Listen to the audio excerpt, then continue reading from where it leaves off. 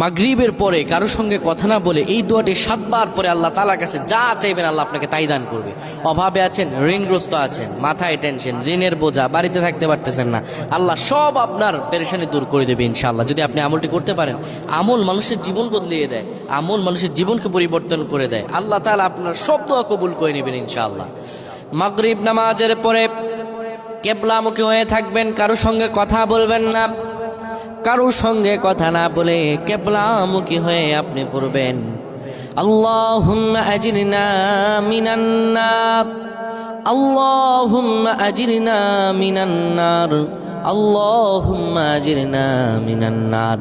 যদি এটি আপনি মাগরিব নামাজের পরে কারো সঙ্গে কথা না বলে পড়ে 7 বার পরে দুটি হাত তুলে আল্লাহর কাছে দোয়া করেন, আল্লাহ জাহান্নামের আগুন থেকেও বাঁচাবেন এবং আল্লাহ আপনার সব দোয়াগুলো কবুল আর মঞ্জুর করে নেবেন। আল্লাহুম্মা আমিন।